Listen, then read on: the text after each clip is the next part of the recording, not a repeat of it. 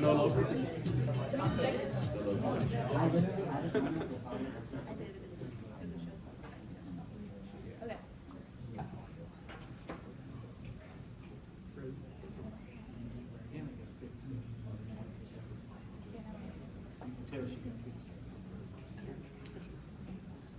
Good afternoon.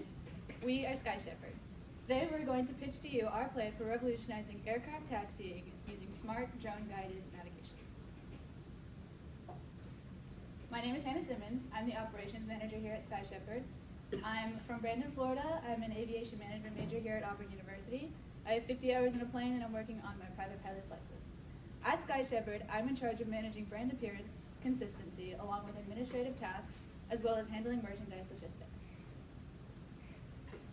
Our goal here at Sky Shepherd is to revolutionize airport ground operations through intelligent drone guidance, enhancing safety, efficiency, and sustainability.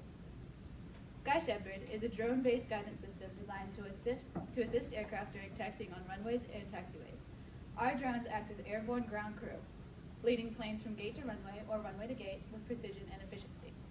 Instead of relying on human marshalling crews or fixed runway lighting and signage, Sky Shepherd uses GPS-guided drones to provide real-time navigation for pilots on the ground. Our system reduces congestion, minimizes human error, and improves the overall flow of air traffic. The Sky Shepherd system is designed to be most helpful in busy or low visibility conditions, but it can be used by the airport at any time on any day. By combining cutting-edge drone technology with aviation safety standards, Sky Shepherd enhances ground operations, saves time, reduces fuel use, and sets the stage for smarter, more sustainable airports.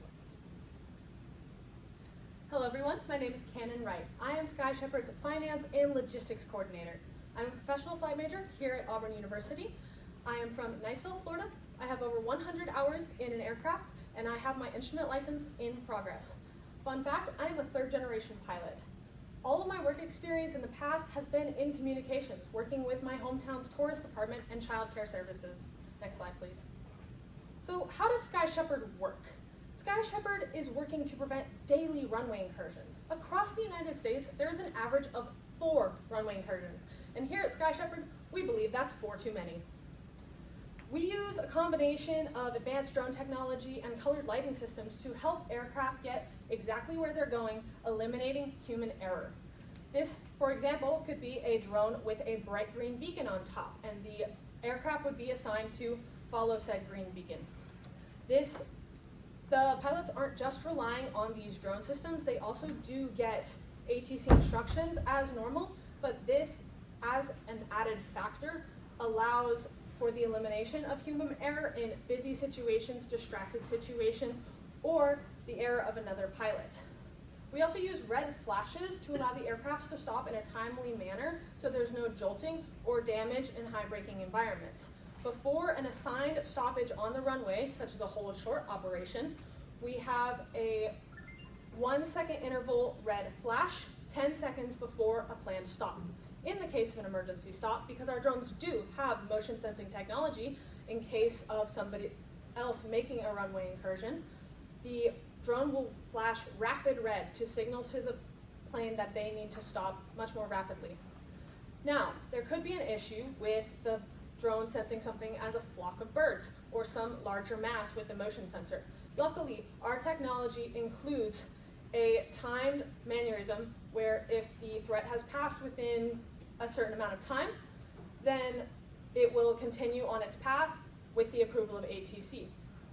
So if it is a plane, the drone will stay stopped and signals to the plane that is following it that it needs to stay stopped. But in the case of a not there threat, then it can move on.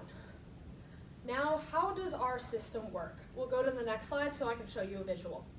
Our system is created completely by Sky Shepherd to make it as simplified for ATC as possible. We have our own software system that we implement into their ATC towers that allows them to, with the simple click of a button, insert taxiway instructions into our drones. This includes it logging the tail numbers that are in the area, so it can click on the tail number it wants to give the instructions to, click the taxiways in the area, enter any hold short operations and destinations. In this example, we've used Houston Airport. And when we play the video, you'll see how this works.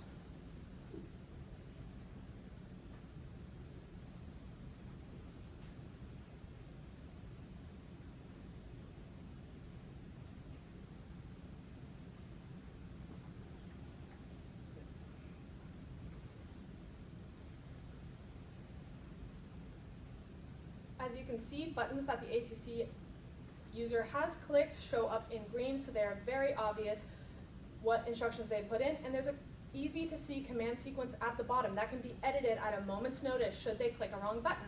It can also be clicked and dragged if you'd like to place something in the middle. You can also see that messages will pop up from the drone if it has arrived at a destination, reached a hold short, so that ATC can easily clear it along with verbal instructions to the pilot. Next slide, please. Now the costs, a very important thing for investors. We are charging $15,000 per drone at your airport.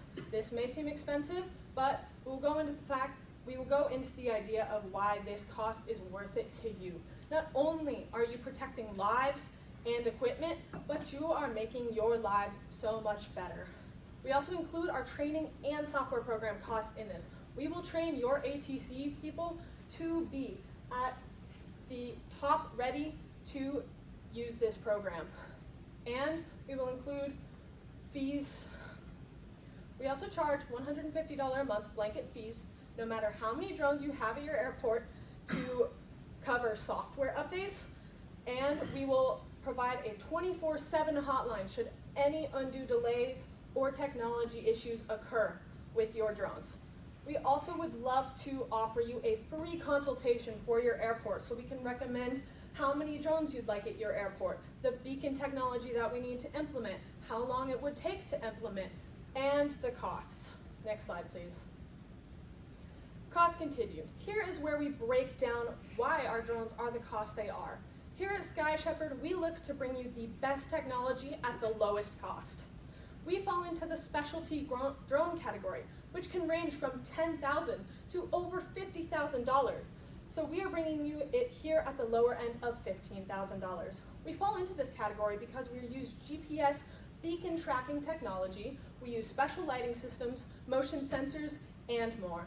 Next slide, please. Hi there, my name is Jack O'Malley. I am the Product Evaluation Specialist here at Sky Shepherd. I am currently enrolled at Auburn University for professional flight. I am from Evergreen Park, Illinois. It's about 20 minutes outside of downtown Chicago. As for past work experience, I have been an aquatic safety officer and a golf services attendant, making sure that my clients are left happy every time I work with them. So growing up in such a big city as Chicago, I have a few major airports practically in my backyard, like Midway and O'Hare. So always living so close to these airports, I hear about accidents occurring all the time, including the recent King Air incursion almost resulting in a collision. Using our product Sky Shepherd means that there will be less accidents at busy airports like these and less confusion when given instructions by ACT. Also, because the drones will be guiding them on taxiways, this means that ATC will need less commands to perform the same acts. This means ATC can focus all their more attention on more important things like takeoffs and landings. Another positive is that because they are high-end drones, these drones will work despite weather like rain, fog, or snow. This means that in these weather conditions, taxiing will still be a very safe act. Now, with every product, obviously, with pros come cons. Some problems that you could run into using our product: with congested airspace, they might get in the way of takeoffs and landings if not functioning properly. Other technology malfunctions could be GPS technology and the motion sensors included. The other problem that could occur is with smaller airports, they might not be able to afford as many drones. But these are all problems that we are looking to fix in the near future here at Sky Shepherd. Hello everyone, I'm Benjamin Emanuel. I'm the Business Development Manager. I'm in ProFlight. I have my private license and I'm working on my instrument. I'm from Austin, Texas, and my prior work experience is a restaurant waiter and an event team manager. I'll be talking about the implementation that needs to happen in order for us to work with the airlines. First, we need an operational framework. A concept of operation, or ConOps, needs to be created and verified in order to ensure that our business can run smoothly. Once complying with the FAA, all concerns are put to rest, we can continue the implementation as a limited liability company, or LLC.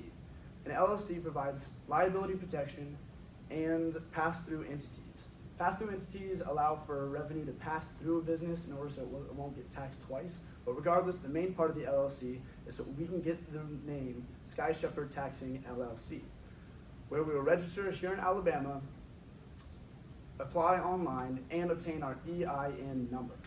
Then we can create an FMEA and a HAZOP. An FMEA is a failure mode and effects analysis. It's a system to help identify and analyze potential failures. To put it simply, it's a checklist containing every possible failure that could happen within the system.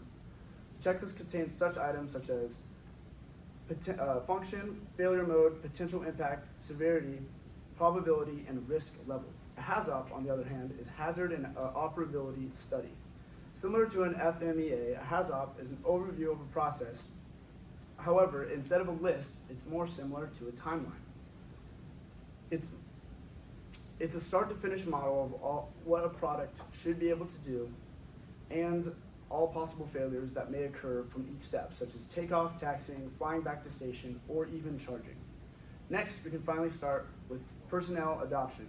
This is a rather simple in that the crew operating system needs to undergo proper training before being implemented into a live business.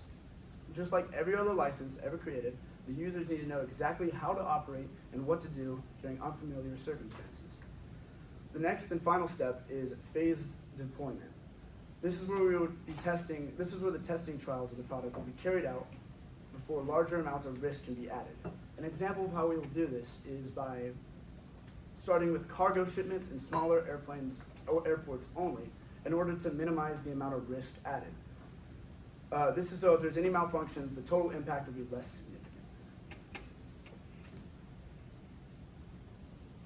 Hello everyone, I'm Jake Graham. I'm the industry expert here at Sky Shepherd. I'm from the Woodlands, Texas, which is about 30 minutes north of Houston, Texas. I'm an aviation management student here at Auburn. I got my private pilot's license over the summer, and I'm currently working on my instrument at a Part 61 school outside of Auburn. I have about 160 hours. Fun fact with that, I actually got my private pilot's license in about 3 months over one summer in the busiest general aviation airport in Texas, so I'm no stranger to a busy airport and congested airspace. My professional work experience is O'Reilly's Auto Parts. I was a sales technician and dealt a lot with customer service, and I was a general contractor for a while. Being the industry expert, the industry effects of Sky Shepherd, we aim to increase safety, mainly in low visibility, though the airport can use their drones however they see fit. Our goal is to reduce the number of runway incursions. There were 1,758 runway incursions in 2024, and that is a number that is way, way, way too high. And here at Sky Shepherd, we hope to reduce that number quite a bit. And 1/3 of all aviation accidents are due to ground operations, and that is an unacceptably high number. Another aspect of our industry, of our product effect on the industry, will be decreasing the workload on air traffic controllers and pilots. The aviation industry already takes a toll on its workers, both air traffic controllers and pilots, and Sky Shepherd will help to reduce the workload placed on both groups. It will also combat the need for new controllers by reducing how much work they have to do and making the limited amount of controllers be a lot more effective in their jobs. Nearly half of all FAA facilities were understaffed in 2024, with an average staffing of 85% of desired capacity. With that 85%, hopefully we can make those controllers a lot more effective in their jobs, increasing safety and reducing the likelihood of accidents on the ground. Sky Shepherd could also be the beginning of automation in the air traffic control industry, allowing drones and maybe other automated programs in the future take over jobs that were once held only by people. Good afternoon. My name is Ian Wilson. I am the Chief Compliance Officer. I am from Nagoya, Japan. I'm a pro flight major, and I have my private pilot's license, and I'm working on my instrument. My past work experience is in the customer service area. I was a barista, and then also in childcare, as I work at an elementary school right now. Next slide. So, starting out, our company needs to be set up as a 107 operation, but that provides some setbacks. One of the setbacks is that we are limited to visual line of sight operations, and then night operations we cannot do. So one of the first things that we would need to do as far as legality goes is we would need to get a waiver for the beyond line of sight and then for the night operations as well. Another thing is that we would need to get the ATC people acquainted with the regulations regarding 107 operations, and then 107 operations with the waiver, but then get them more used to working with drones being integrated into an airport. And then as we grow as a company, we can look into more options like being a 135 operator, and that would provide us more opportunities to not have the to not have the visual line of sight limitations. Companies like Amazon are using 135 as the way that they use their drones to transport goods. Next slide, please. So we would also have some issues regarding operating drones near active taxiways and runways. Well, one of the ways that we're combating this is we are using the geofencing and the beacon, the point-to-point beacon that provides just a condensed area that the drones would be operating in. But that still does not mitigate the risk. And so one of the things that we would need to do is we need to get liability insurance. There's something called comprehensive aviation liability insurance that would help us deal with that if there were a problem with a drone causing issues with an aircraft or facility. Another issue is data privacy and security compliance. There are a lot of bad people out there that would like to see bad things happen at airports. One of the ways that we would deal with that is we would hire people who are well versed in the laws regarding 107 operations and regarding 135 operations that are also certified for cybersecurity, and we would have them on a hotline. So please help us help you stay safe in your airports. Thank you for listening to our presentation.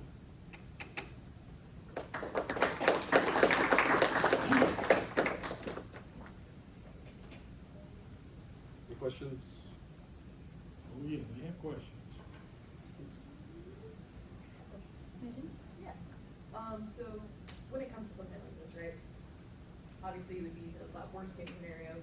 One of the drones makes a mistake or something random happens. Obviously, there's a mistake. Someone taxing their runway incursion. What do you guys see as the legal implications for y'all? Do you think you would immediately be liable because no one is manning the drone? I'm assuming it's unmanned.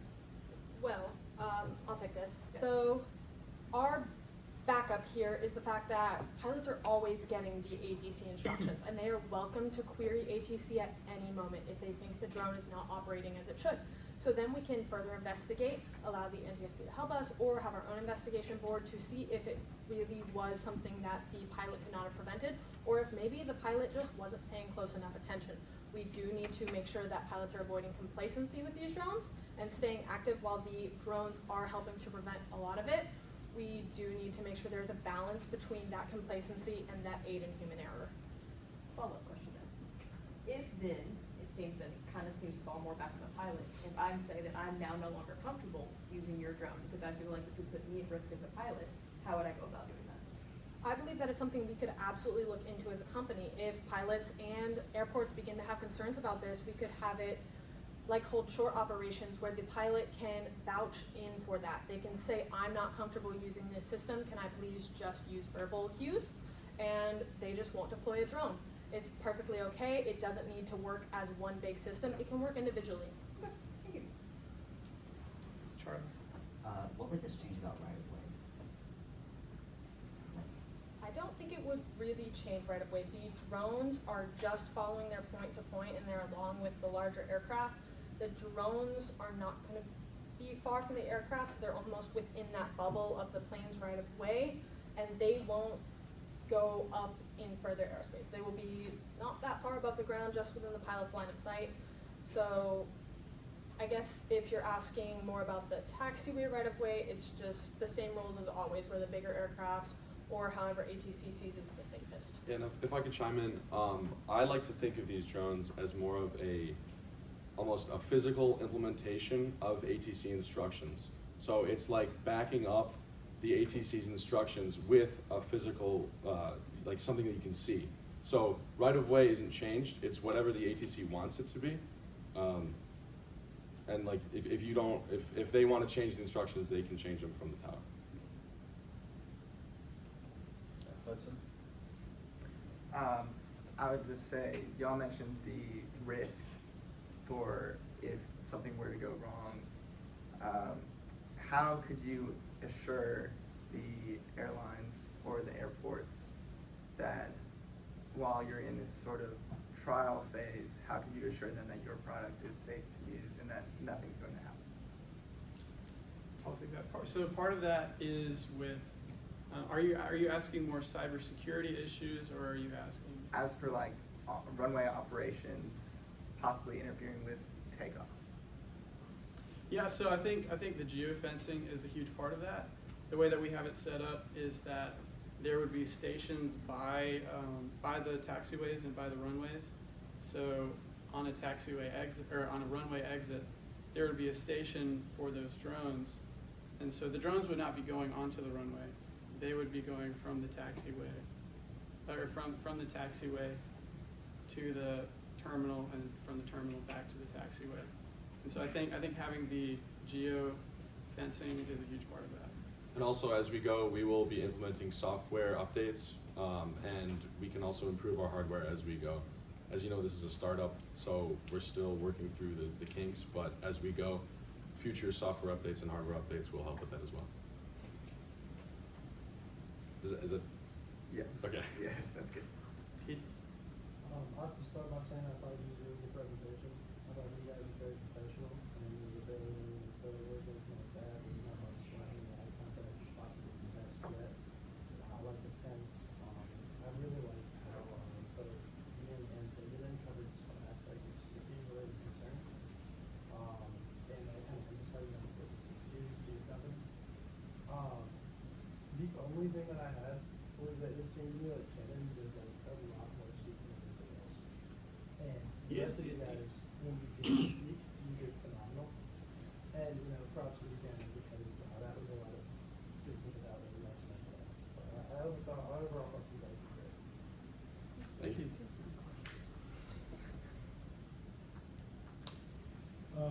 In terms of battery life, say one of your drones goes down on an active taxiway at Atlanta, for instance, during rush hour. What kind of things do you guys have planned to mitigate the delays associated with that? And then another follow-up question on top of that, in terms of weather, if planes still fly when there's downpour outside and bad weather storms and whatnot. So do you guys have waterproof technology in this to protect the batteries? Because I feel like that could also be a risk that could affect your drone's operations at a large airport. Absolutely. We appreciate your concerns. So with the battery life, if it does go down, we will have a system to where it immediately sends a notification to ATC. And in a bad case scenario, we could absolutely have ground crews go and take that drone and just for that plane either send a new drone to resume navigation, or we could just have them, if they're say close and they don't want to deal with the delay, we could have them just continue via verbal instructions. In addition, every time a drone is done with its directions and it brings the plane to the runway, it will be tasked to go back to its charging station. So they will be at their fullest battery life, as far as we can tell. And we will continue to make sure that we have the best charge batteries and make sure we have the best technology. But again, should that occur, we will have the drone swiftly removed and deployed, or you can continue via verbal instructions. And with the weather, we are working to add that waterproof, because we do want these drones to work in weather. That is why we're charging the price, why we're getting the high level drones that we are, so that we can work in these conditions, especially because that is when traffic issues occur, and we want to prevent those traffic issues. So is there a drone for each individual plane on the ground? Yes, theoretically. Now, this will depend on what the airport wants, how they want to price. So from terminal to taxiway, we're hoping that depending on the size of the airport, there are enough for every plane to have one, should they want one. So that's why we're doing these consultations, to see how much traffic they have at any time, to make sure drones are readily available. And also back to the hazardous weather. I want to say, yes, they are high-end drones. And He did, he wanted to say, fine. you got me. You got me. It took you that long. As for the weather, You interrupted him. for the weather, they are capable of being operational in rain and snow and fog. And as for the more severe cases, these drones are perfectly optional. ATC can still give instructions, and the drones don't have to be there. So yes, this is a concern, and we'll be working on it towards the future. But these drones do not have to be operational in these hazardous weather conditions. Hold a second, since he's nervous. Nervous. So, since you're all, I got you off track. Let me get you back on track. You ever been to Wu's house? No. Really? What is Wu's? It's probably the best Chinese restaurant in all of downtown Belgium Park, Illinois. All right. All right. Oh, I haven't. You know the Well, it ins would and just be outs like asking him, restaurants. have you ever been to, let's see, it's Congress Street and Congress Avenue Bridge and stood on it in the evening? I think so, maybe. You know what happens there in the evening? In Austin. That's the bats. Oh, yeah, I've been under it, yes. Okay, so you never heard of that? I love it. They poop on you, it's terrible. Bats that fly over you. Don't get where they're gonna fly over you. You'd be guano head for sure. Oh, you don't think I can get you? Ooh. At Sutuk Jinju? You ever been there? Can't say that I have. Really, you never heard of the Kusunga sword? Nope. Thought you were from Nagoya. Huh? Thought you said you grew up in Nagoya. I did. Okay. And you never been to Atsuta Jinju? That's probably one of the most famous. Is that Jinja at the end? Yes. I have been there, yes. You saw the sword? So that's the castle, correct? Yep. I have seen. Well, they have actually, many it's in the swords on exploratory area, that's like the ruins of the original display. city. Uh-huh. And they have the Kusunga sword there, which is supposed to belong to the first emperor. I don't recall seeing that sword in You particular. should go back. Okay, I will. I mean, my family lives over there. Okay. Now you're going to give them a 30-degree. Any other questions? Now they're smiling. So, in an ideal world, when you guys have this better implemented, are you hoping it will be something that is available in like a main part of almost every airport's infrastructure, or are you hoping it's just to remain at these larger airports? Because not every airport can afford this sort of thing. I can take that one. We do hope to expand as much as possible, and like you said, it is good for much larger airports, but we don't just limit it to that. There's a lot of other possibilities of what it could be used for. Like Auburn is not that big of an airport, but it is very, very highly trafficked. So it could be something that where these drones are operational during certain parts of the day where they really, really need it, or during only certain weather conditions. They might not have them as highly implemented as somebody said, like Atlanta, where they're 24/7 all the time busy. But there's definitely implementations for it in other places. And to go off of that, one of the purposes of these drones is to reduce ATC workload, and so it really depends on the airport for that. I also think that in the future, so those smaller airports that you're mentioning, a lot of them really aren't, ones that aren't highly trafficked might not be interested in this technology, but maybe in the future we could look into creating smaller versions of the drone for possibly airports that are open only towered part-time, so that they're mostly in daytime conditions and they can operate with smaller drones if they aren't going to be in harsher weather conditions or wind. So we could have a more cost-friendly option for those smaller airports who do want something to deal with their traffic load but might not have as much as, say, an airport like Atlanta.